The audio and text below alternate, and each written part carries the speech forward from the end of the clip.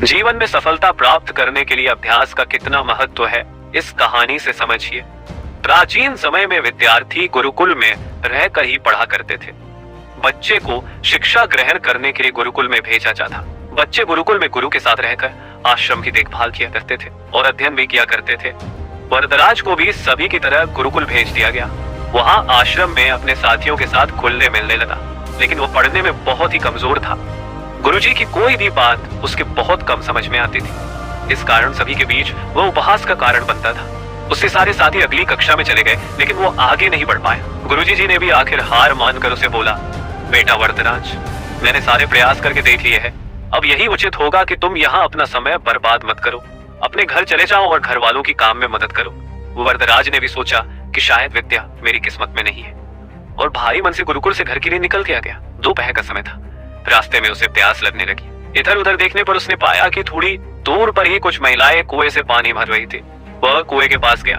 कुएं के पत्थर पर रस्सी के आने जाने से निशान बने हुए थे, तो उसने महिलाओं से पूछा, यह निशान आपने कैसे बनाए? तो एक महिला ने जवाब दिया, बेटे ये निशान हमने नहीं बनाए, यह तो पानी खींचते समय इस रस्सी के बार बार आने जाने से। वरदराज सोच में पड़ गया। उसने विचार किया कि जब एक कोमल से रस्सी के बार बार आने जाने से एक ठोस पत्थर पर गहरे निशान बन सकते हैं, तो निरंतर अभ्यास से मैं विद्या ग्रहण क्यों नहीं कर सकता। वरदराज ढेर सारे उत्साह के साथ वापस गुरुकुल आया और कड़ी मेहनत की। गुरुजी ने भी खुश होकर भरपूर सहयोग किया। कुछ ही सालों बाद यही मंदबुद्धि बालक वरदराज आगे चलकर संस्कृत व्याकरण का महान विद्वान बना, जिसने लघु सिद्धांत कौमुदी, मध्य सिद्धांत कौमुदी, सौर सिद्धांत कौमुदी, कीरवान पतंजलि की रचना की। सीख दोस्तों, अभ्यास की शक्ति का तो कहना ही क्या है, आपके हर सपने को पूरा करेगी। अभ्यास बहुत जरूरी है, चाहे वो खेल में हो। बिना अभ्यास के आप सफल नहीं हो सकते हो।